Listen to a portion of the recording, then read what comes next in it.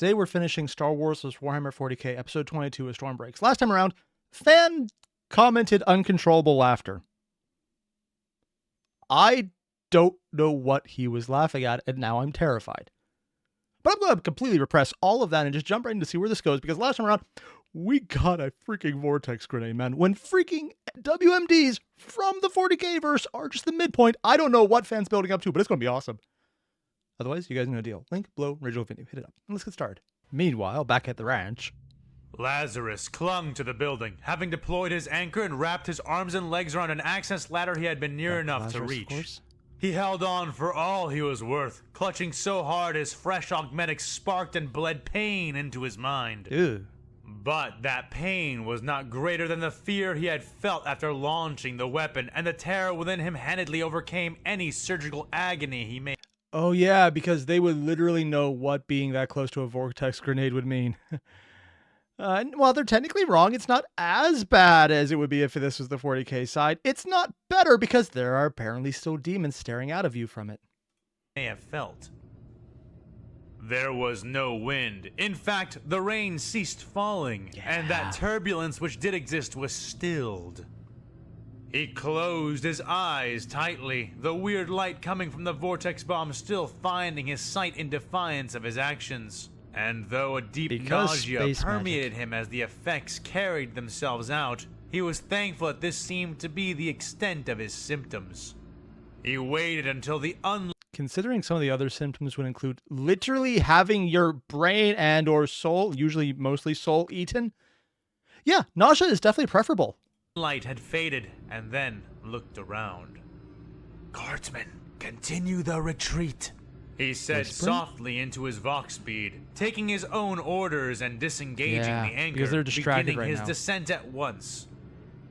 The Major was glad to see that the man he had taken the grenade launcher from had survived as well, bewildered by what had just happened, but moving nonetheless. As long as he didn't look at it. They went down together, reaching the ends of their cables near each other, both trading over to their anchors to reset their main lines once more. It was a few seconds after they had resumed their movement that Lazarus received a crackling, incomplete communique through his vox bead. Oh? "Major, this is Captain Jones on the up-facing left flank. Oh! Be advised, we've got big toy soldiers in Big? Nothing else made it through. Big toy soldiers. This is probably just my own ignorance when it comes to the Star Wars side of this. What would count as a big toy soldier? Because like the standard toy soldiers are just normal people. Are we talking like clones in excessive armor? Like dark troopers in the, well, I guess the Empire later on? I don't know if they would have these back during the Clone Wars. Again, this is probably something someone who's played, watched, read the entire Clone Wars thing would know, and I still need to get on that. That's on me. But on my end, I don't actually know. Through, but Lazarus spread the warning anyway, prepping the men for a renewed assault, and none too soon.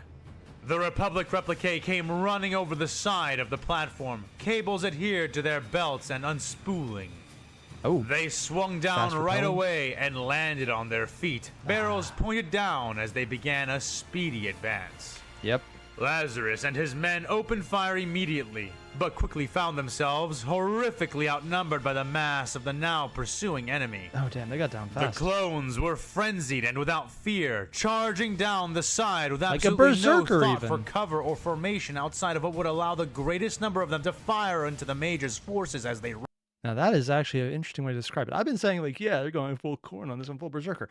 But that tactic is literally ignore the damage to yourself and just get in as much blood as you can get. Like, if it doesn't fuck them up, you're not doing it. If it makes you be the one getting fucked up, worthwhile trade. Just fan has usually said the clones are incredibly resourceful. They're not always the strongest, but they can really pull out a win here. That ingenuity is the biggest strength in general. This is not going with that doctrine, and I think it actually stands out more with that. It really does feel like they're going full-on crazed. Yeah, that'd be crazy. Like, they'd have to be directly exposed to a warp rift and stared right into it and have a red tint over their eyes by their commander if that was going to be the case. Yeah, I'm sure nothing like that literally just happened in the last 5 minutes as far as the video is concerned. Ran. Lazarus was truly shocked by the desperation of their pursuit, and this only grew the more he observed their assault. The large rifles and automatic gear of the replicate forces meant that they were Wait.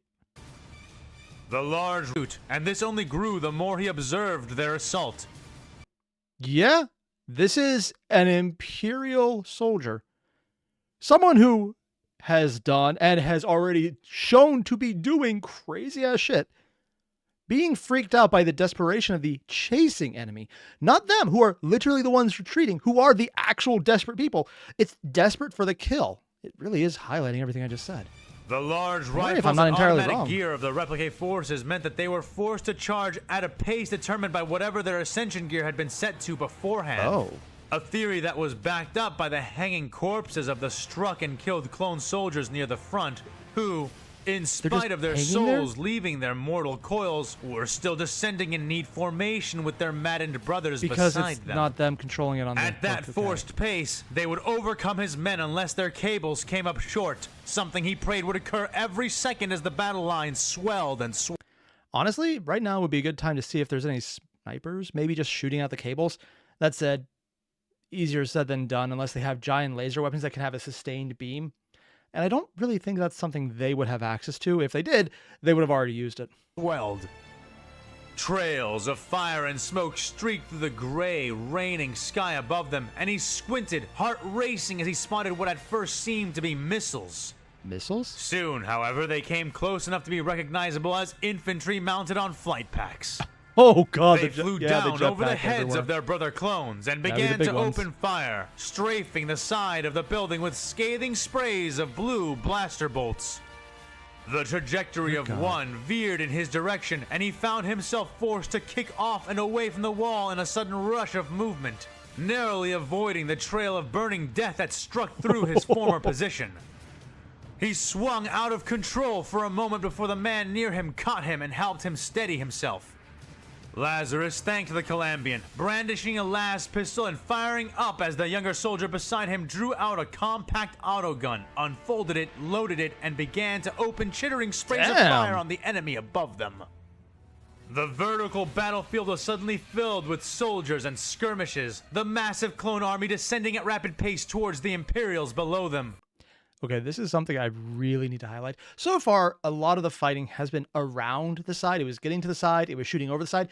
This is something I don't know if I've actually seen in media anywhere. A running battle along the side of just a massive work on the side of a building. This is, from what I've been told, a monolithic scale of building. This is into the stratosphere levels, where if you start falling, saying it would take more than 10 minutes might be an accurate recommendation of how long, if on the shorter end. Apparently times are weird and people just go over the place.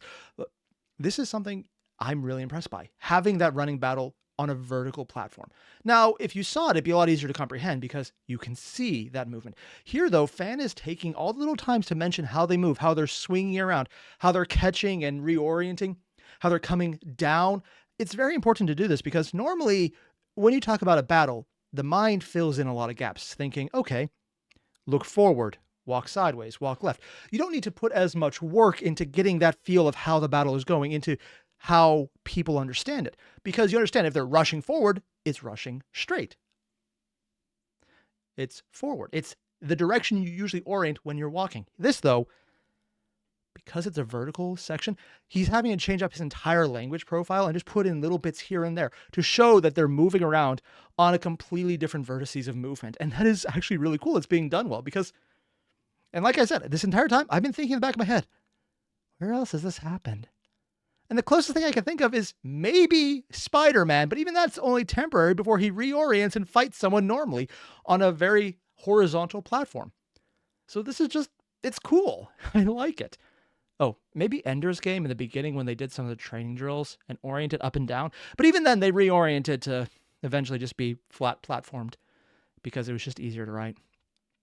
Yeah, it's just well done as a sheer ability to write something that is so different than what people comprehend normally that it just takes extra effort, and he's doing it well. I'm really impressed. their liquid cable dispensers feeding their oncoming assault. Liquid as cable? rigid boots stepped through glass windows, walking across the shutters beneath. The flashes of las, gun, and blaster fire were joined by the crackling flashes of natural lightning, flaring bright and fierce above them and around them, reminding the Major of the insane altitude this battle was taking place at.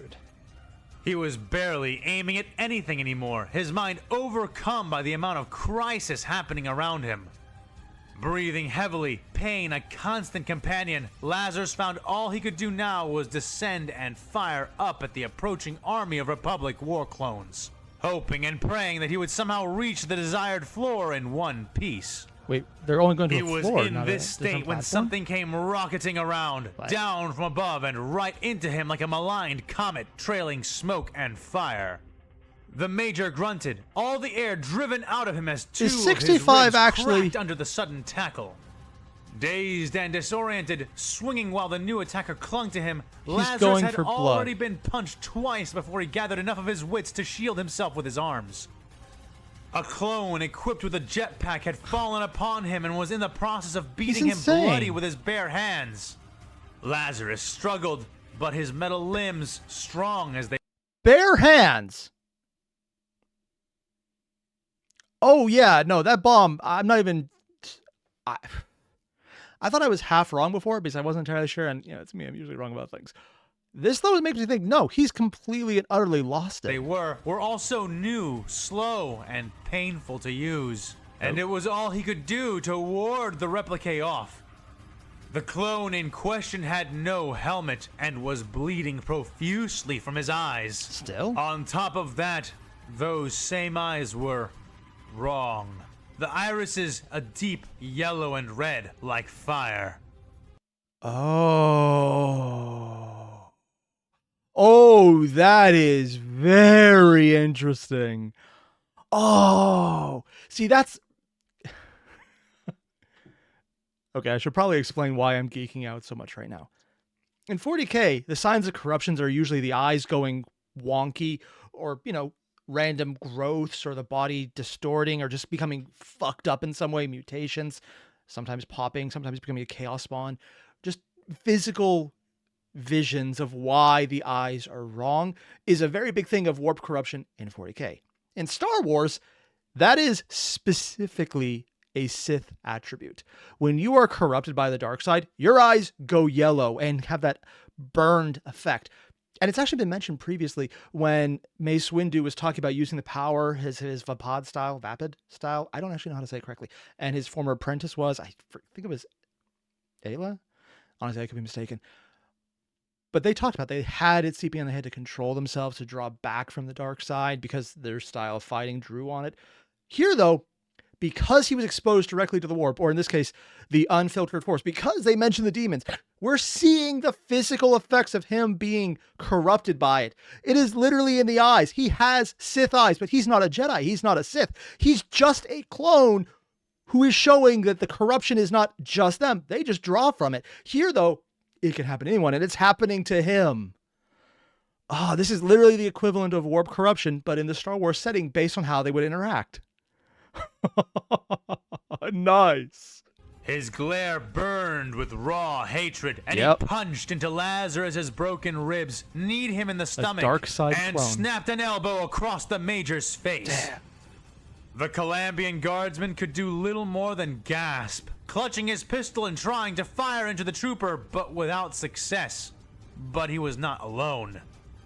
The other soldier behind them had noticed his Major's predicament and cried out a warning before opening up with a spray of bullets which he was quickly forced to veer away. Oh. The clone spun, hanging on to Lazarus and choking him with a heavy forearm as he positioned the struggling Major between himself and the man who was trying to shoot him. The Calambian floundered, but the clone did not, drawing a blaster pistol with his free hand and firing 8 shots into the Imperial. Damn. Oh, damn it, no! Lazarus bellowed, trying to jerk around with all the power he had left, firing sprays of blast fire from his own pistol as he did. The bloody clone hissed as a beam struck his leg, blackening the armor there, and elbowed Lazarus in the side of the head. The Major staggered, sucking in a breath to recover, but it was too late. With a roar, the clone knocked the gun out of his hand and punched him across the jaw, knocking him limp for a couple of seconds. The replicate drew a knife as he pinned Lazarus tightly to the side of the building. And he's doing the Star Wars thing where when you're corrupted by the Sith side, the dark side, you go arrogant as fuck and you enjoy fucking around, which actually makes perfect sense because that's the thing Chaos does as well. They're self-defeating. All the openings they give you are because they're usually gloating, but it's all self-inflicted. Like this right here. He has the gun, but every step of the way, this fight is something he didn't need to do. If he could get there and find the commander, he could shoot him from a distance. If he has a jetpack, he doesn't need to get close. He's doing this because he wants the visceral effect. He drew a gun because someone else got in the way of his visceral kill. He is drawing the knife because he wants that blood. It's just really hammering home. This guy is complete and utterly corrupted right now. Yeah. The Imperium, without Gilliman forcing them to be better, because even during the Crusade, what he did with the Ultramarine worlds, I guess that's 1,000 worlds, probably more than 1,000, was still a pretty nice place by comparison to, well, actually all of 40K by comparison. This is not him. This is just the survivors who are desperate and sad and literally just watched everything get nommed. And they're by far the good guys here, who are actually the aggrieved party, who didn't shoot first. You know, I just actually, having said that out loud, it is weird that the 40K side isn't the first people to shoot. Makes sense because Palpatine. But in any other setting, this just feels weird. Jetpack burning to facilitate it. The Major's face lolled up, and he could see, distantly, the horrific shapes of the Republic's six-legged gunwalkers, curling and magnetically locking their feet to the side of the platform. Oh, that's not beginning good. their own descent and adding their own firepower to the clone assault. He felt armored fingers grab a fistful of his hair and yank his face forward, forcing the Major to look into the ghastly face of the bleeding clone. Are you the commander? The clone asked. Until you kill me. Lazarus said and did nothing, and was rewarded with a backhanded strike across the face. It's over! The clone yelled through the din of battle and the soft roar of the rain. But as he did, a new kind of light began to fill the air. It was a light that Lazarus had seen before, that tugged a smile at his torn lips, though his barely functioning mind could scarcely explain why.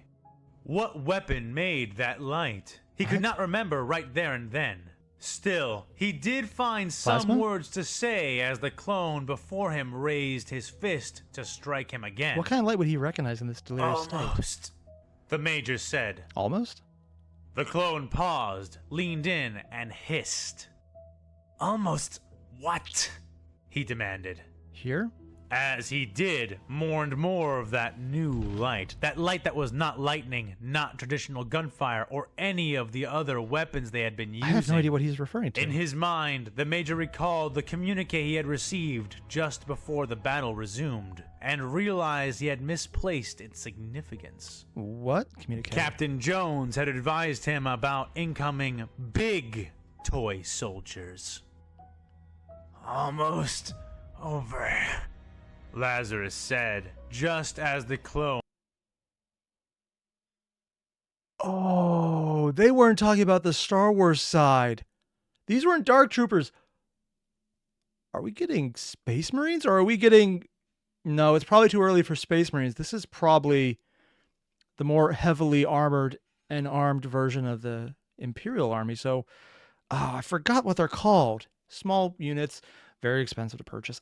Really damn good, actually, if you can use them well. Clone began to notice the new combatants, their powerful new weapons, and the speeding shapes of their large forms.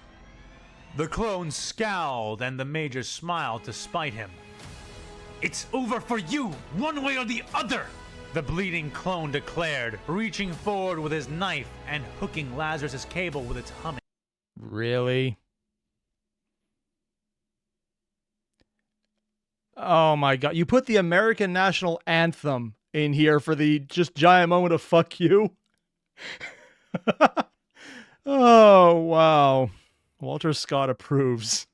Unless that's not actually the guy who wrote it, in which case, well, I'm off there. Edge. The Major lacked the strength to stop him and could only watch as the cord was cut and he fell away, the world feeling distinctly surreal as he... I'm sorry, he what? Okay, I missed something. The Major lacked the strength to stop him and could only watch as He the cut the cord cord and was still on the cut vertical and he platform, fell yeah. away, the world feeling distinctly surreal as he did. Imperial vehicles now stormed the side of Valkyries? the wall, their hatches open and exhaling volley gunfire into the clone flanks, while their dedicated turrets blazed, spitting plasma, chain lass, and bolter fire. And in the center of it all was the hateful face of the clone who had killed him, becoming smaller and smaller as Will he they fell catch him, further though? and further away. Lazarus closed his eyes then.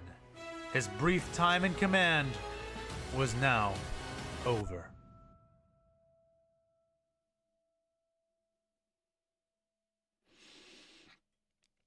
Oh, you son of a bitch. On the one hand, no body, I don't believe he's dead. Personal thing. 2, you're following long enough, you have flying assets. Maybe one of them could catch him? I'm assuming something else will happen. Plus, we're switching to someone else's profile. You have no idea how hard it is right now not to jump down there and get a little spoiler from the image giving some kind of hint. Fuck it, we're just finishing this right now. Okay. Son of a bitch.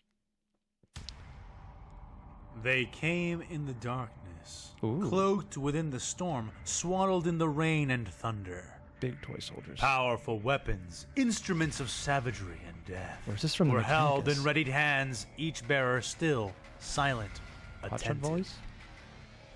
The Scions did not crack Scions, jokes that's the to word. relieve their tensions, nor did they pray or in any way distract themselves from their task.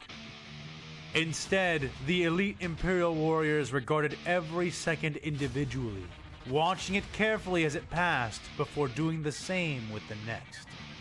They were prepared to spring into action at any moment, be it as a team alongside the men and women they had drilled Scion with for Tempestus, years, that's or the word. alone, as the sole survivors of any given crisis.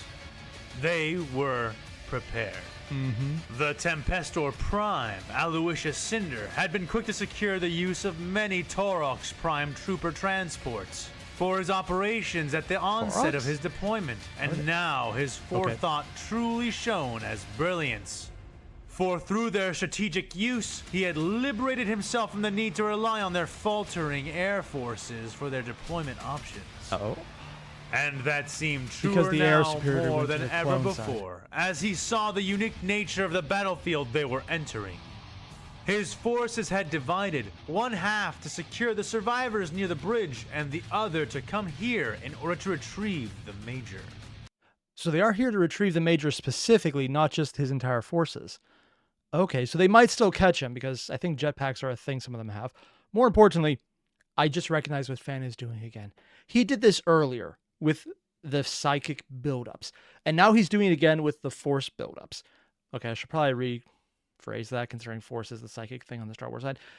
He started on the psychic stuff with giving us a little taste of, hey, there's going to be a fight with a librarian. And then he jumped all the way back down to just a lowly Primaris spy.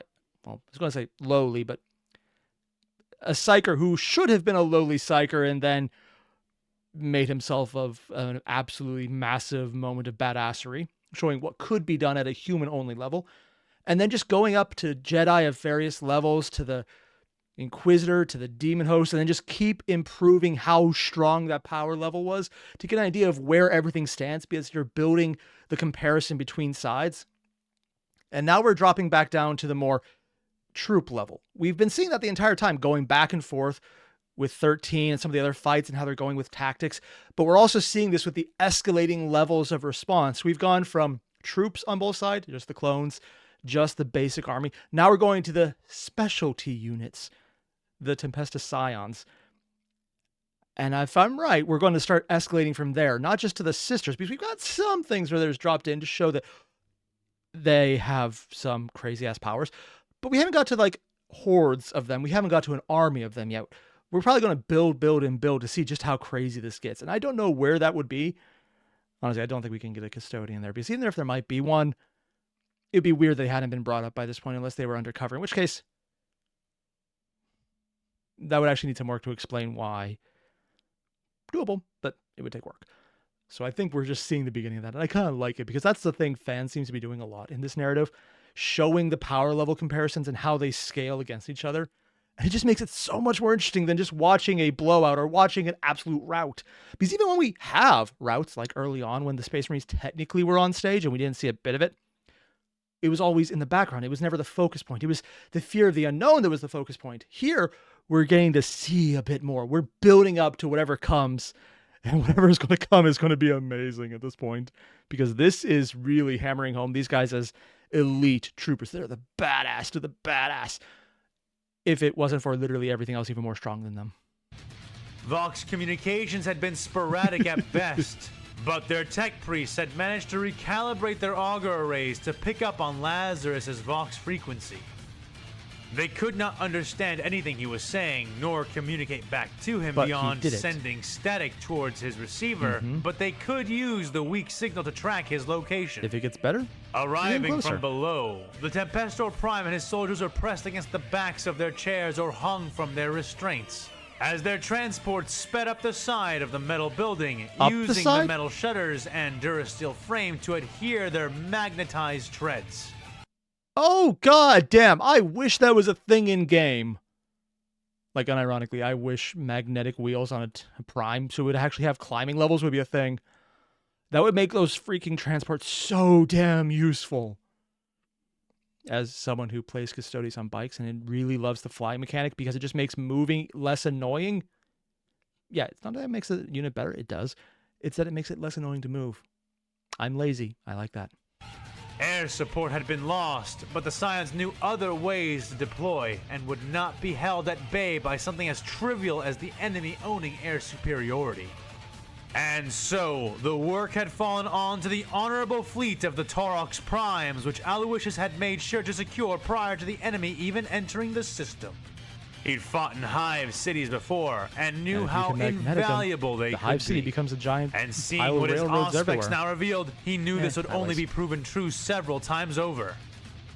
Here, on the side of a building half the width of a small city, the Imperium was engaged in vertical warfare with an absolutely massive number of Republic replicae. They were too many to defeat outright, but all they needed to accomplish was the successful withdrawal of their allied forces, and to do so while stinging the enemy hard enough to prevent further pursuit. And already the commander of these Scions could see how imminently possible this goal was, as the first of his Taurox forces began to engage and disrupt the swarming wall of white soldiers and their vehicle support. Men of the Empire, prepare for battle. Pattern Sigma Prime. Deploy and counter-assault with extreme aggression. Primes Alpha, Beta, and Delta, follow our lead. We will target their walker platforms. Empty transports are to collect the retreating and wounded elements of the Calambian 503rd Assault Regiment. Keep an eye out for Major Lazarus. His safety and retrieval is currently our top priority. Were they ordered to retrieve him safely? Like, are they doing that on their own measure or not? Because last we heard, Lazarus dying wasn't so much a bug as a feature to laugh at anyone who disagreed with him based on the one asshole who's the biggest attempt by the 40K side, intentional on fans' part, to show, no, we're not only the good guys. He's just not doing a good job of that because, frankly, I think it's just hilarious. He's probably going to be forced to be a good guy despite himself. The Tempestor Prime was saying before he was unceremoniously interrupted by the tech priest aide who rode to his right. Major Lazarus's signal is approaching rapidly. Oh, he's falling by them. The cyborg droned, spider-like in his alcove. Can they catch him in time? A host of tendril-like mechadendrites holding him in place. How rapidly? The Tempestor Prime asked. Current calculations place him at near terminal velocity for this falling. World's gravity. 28 seconds before intercept. On the left side of the vehicle. The priest informed. On the vehicle! Okay, one. I can't tell if that's a stroke of luck or absolutely horrible because, if he was close to it, that's incredible author fiat right there. It's like, oh yeah, they can catch him and swing him around and dissipate the fall. Here, it's going to be, hey, you know those guys you were really hopeful about, and you see the lights? It kind of works because it's technically, considering I'm talking about literal high beams from a vehicle, does it count as lampshading, or is this more like high beaming? Whatever. It's kind of lampshade because if he can see the lights, they're close and looking straight up, I guess, in this case. I thought it was from the side. Maybe they got some flying options underneath the clone cover, but since they're vehicles, that doesn't matter. Coming straight down at terminal velocity is not just that they're falling away, that these lights couldn't possibly be so strong as to reach there, because it would just dissipate probably too fast. But that doesn't matter, because right now, this is a weird bit of author fiat, saying, hey, he's coming right at us. So either he breaks on their vehicle, or they find some way to save him. Or they find some way to save him and fail, and he breaks on the vehicle. I say breaks because at the speed he's going and with what he's about to hit, that might be an unfortunately accurate way to put it. The Tempestor began to move without another word or gesture, seizing the ascension cable at his own hip and hooking it to a bar running along the center of the Taurox's roof. Despite the smoothness of his movements, it all looked undeniably odd when watched from a third view, since the Taurox was not level, but facing straight up as it approached the battle above them. That's so weird. In spite of this, it elicited no remarks from the silent men and women within, who watched their prime through the cold, glassy light of their encompassing Omni-Shield tactical helmets. "Keep to my orders," he said as he worked open the hatch to the left of the climbing transport and, without so much as a look back, threw himself over the ledge, rappel cables squealing as it unwound after him. Than some of the space He Marines. jumped out in advance of their projected intersection, rain blasting his body the instant it exited the cabin of the vehicle. He knew that the Major would be falling at a much faster rate than he himself was, and estimated that he'd need the head start, particularly with his Taurox continuing to ascend as he fell. Arms out, the Prime spun himself around so he was facing up and leveled out his fall. He saw that several bodies were falling all at once, composed of many men from both sides, and the sight made his heart quicken by just a pace. Oh. With little more. Now that's an interesting little bit of character detail right there. Because right now, his entire audio aspect, like what you hear him saying, is very much, I'm going to be very level right now. We are the best of the best, and we're going to kill everyone in our way.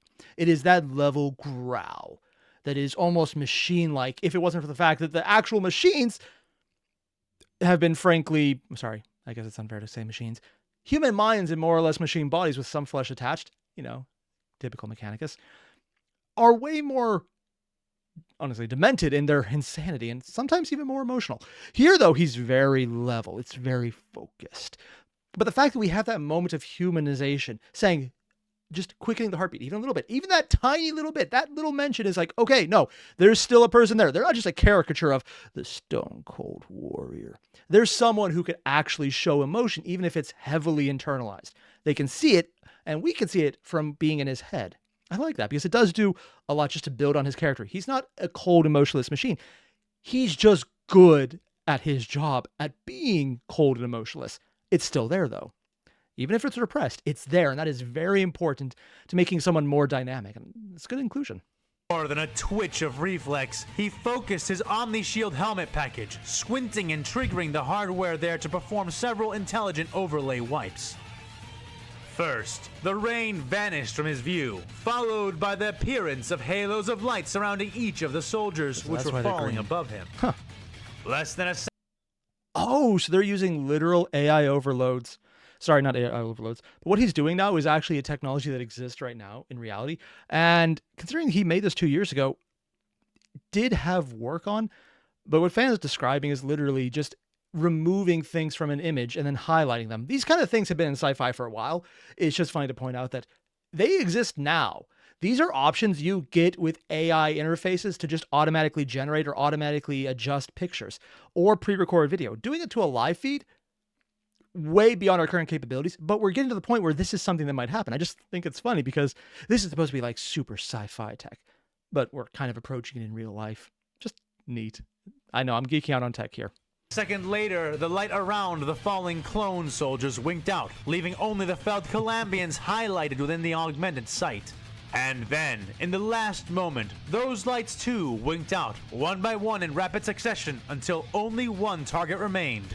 the falling, limp body of the Major. Acting quickly, Cinder moved his arms, maneuvering in the onrushing air to slide beneath the falling form of Lazarus in the final possible instance before he passed. And the Prime wrapped his arms around the unconscious commander and grunted as they pitched and tumbled through the wet air, wasting no time in triggering his grab chute, and not a moment too soon.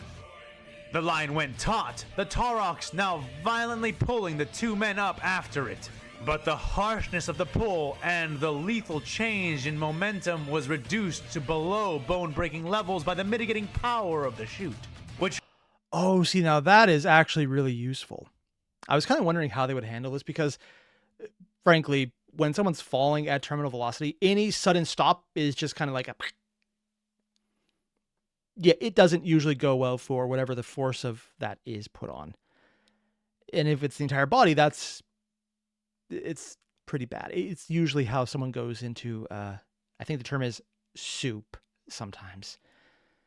Yeah, my brother was a medic. He described things that I did not want to know. And that's one of the phrases that came up more often than I'm actually comfortable remembering right now. But more importantly, Fan got around something that I thought he'd just kind of hand wave away, because a lot of writers, a lot of really competent writers do that when it comes to someone's falling. I'll catch them.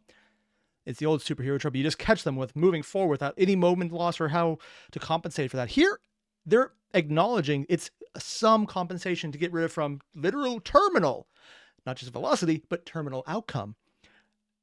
So it'll still damage him, and that's being accounted for, and just handling it well. This is the part I was looking for. Just this moment of, yeah, we're acknowledging physics. It's such a small thing, but it stands out because so many people don't. Oh, God damn it. I never wanted a Tempestus Scion army, but I might actually go out and buy a box because I just want to paint them because they seem cool. God damn you, Fan. I got out. I stopped collecting because mostly I got the entire army I wanted from Custodes.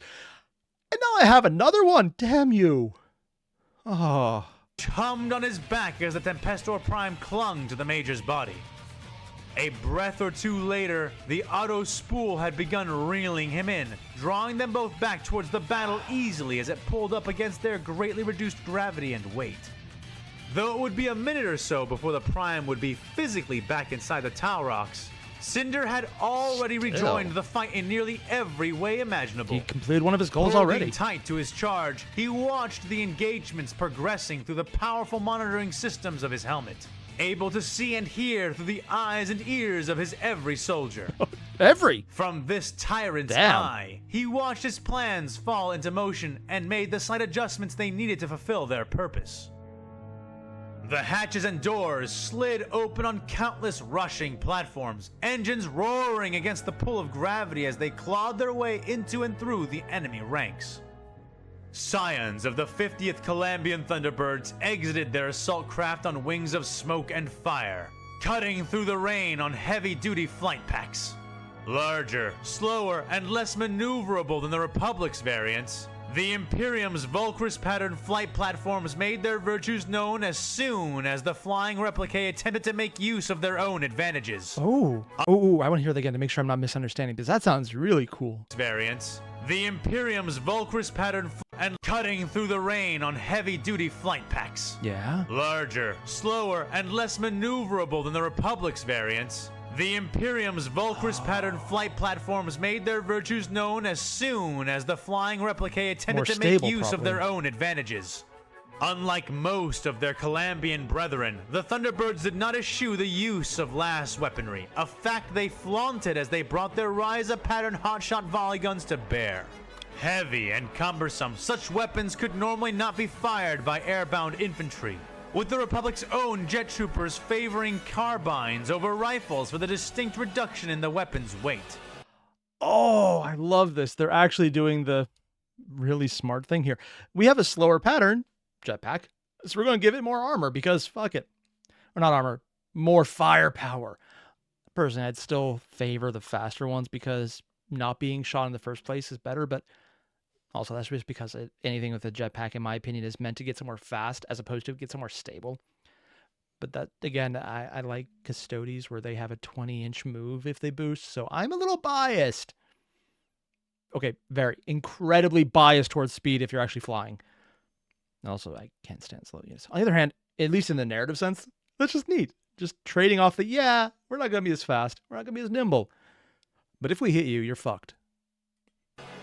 But the rigs used by the Imperial Scions had no such issues and held their troops aloft in steady harmony as they took aim and opened fire.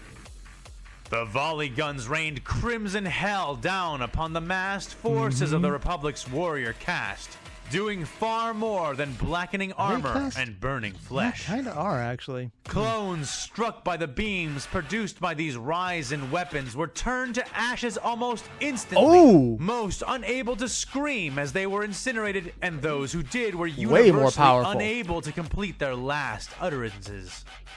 Were this the extent of the weapon's power, it would have been enough. It would have staved off the Republic. But no, for the volley guns, as their names suggested, unleashed persistent sprays of such beams, not single columns.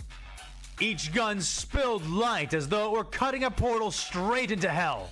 Mist and clouds forming about the towering platform as the rain was boiled and vaporized in the unending hails of murder the Imperials were dispensing. Though caught without cover or blast shields, the clones found their defense in numbers and quickly began targeting the hovering forms of the Scions, unleashing volleys of their own. Because they're not moving as much or as fast. But those volleys did not meet with flak plate, the paltry armor which could only resist blaster fire for 1 or 2 shots at best. And at best is actually the best way to describe it in most things in 40k. Flak armor for the Imperium, also known as just assume you're already dead. Instead, the replique of the Republic would find men sheathed head to toe in ceramite. Yep. Blue bolts sizzling, denting, and bouncing off and away from their armor as the Imperials continued to dispense death.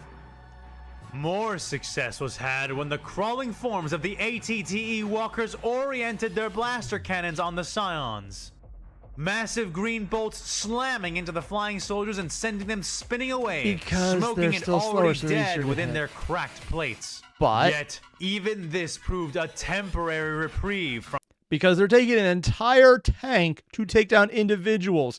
Yeah, sure, they'll get it, but they're taking an entire tank to shoot down individuals. In gameplay terms, this is a 2d12 hitting someone with no mortal wounds, no splash damage. It's just like, okay, this single model with 1 wound is now dead for 20 damage.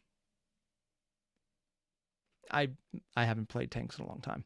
But more importantly, it's a horrible trade-off. From punishment, for no sooner had the crawling tanks begun to stall the tide of Imperial specialists, than the Tempestor Prime's orders came to fruition. The Taurox Primes arrived in small herds of raiding vehicles, closing in around the lumbering, slow-moving walkers. I'm sorry, did you literally just call them herds? Taurox, they're literally...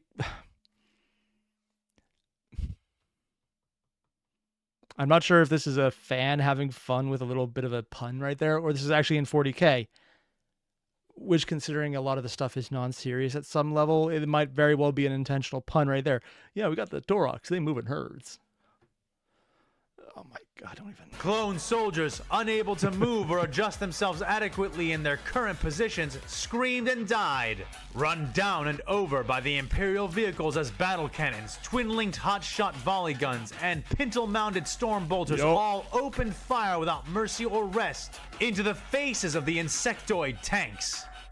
The transparent steel cockpit covers and gunner turrets were poor defense for the men inside as they were laid into with precision fire.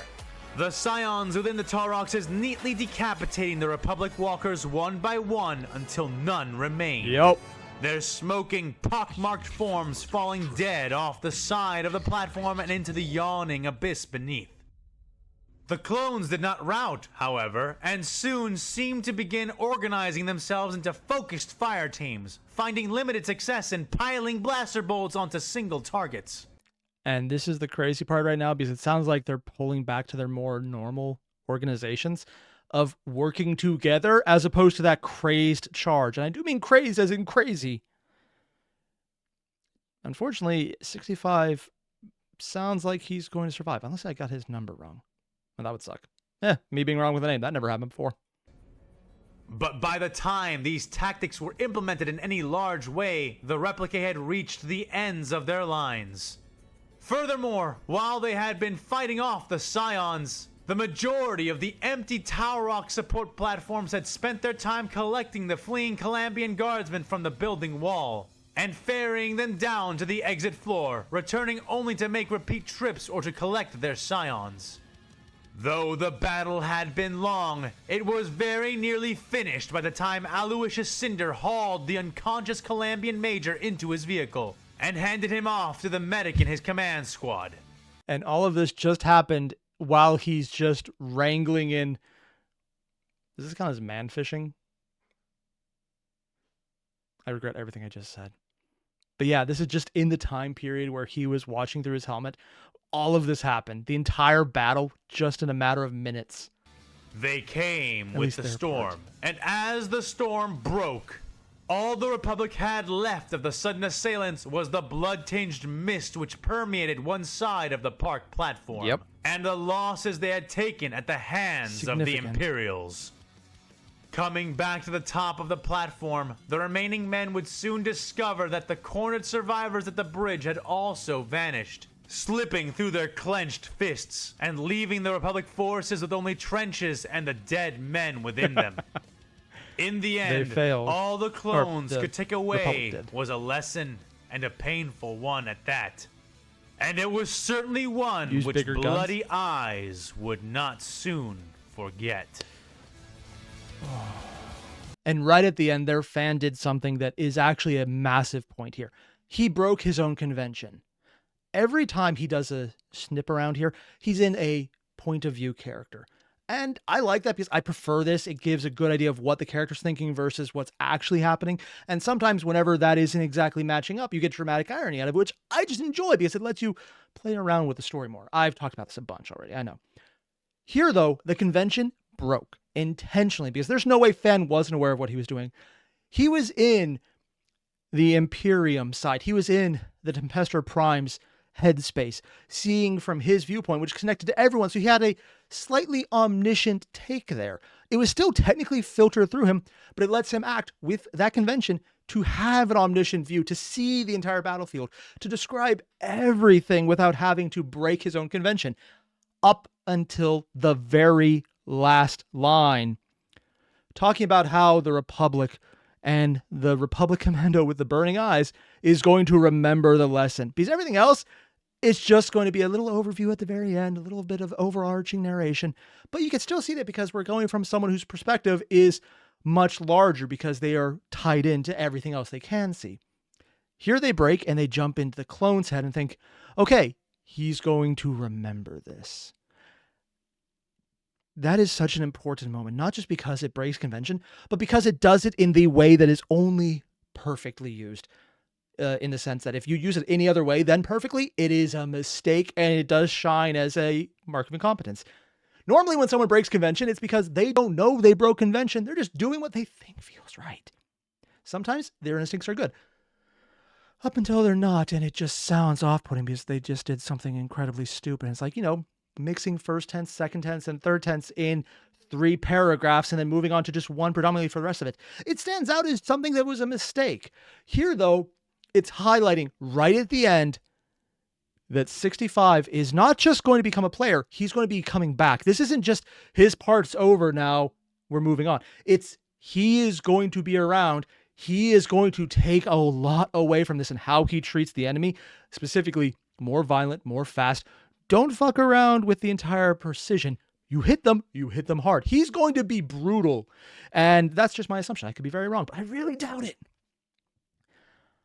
It just makes for a really good storytelling to show there's that immediate visceral. And here's the part you need to remember, highlighted more because it's breaking the characterization of who is speaking to give that extra bit of information. It works. I'm geeking out. I realize I do that when I just see little things in writing techniques that are just fun and well established. Yeah, it's like I have a major or a master's in that or something. Who'd have thought? More importantly, you guys know, dude, there's a link below to the original video. Hit it up. Fan did a great job, and I'm still worried, but I think I have an idea why he was laughing now. Yeah, I'm sure it will never come back to bite anyone in the ass that there's a corrupted Sith clone. Yeah. More importantly, link below. Hit it up. I'll see you guys in the next one. Adios.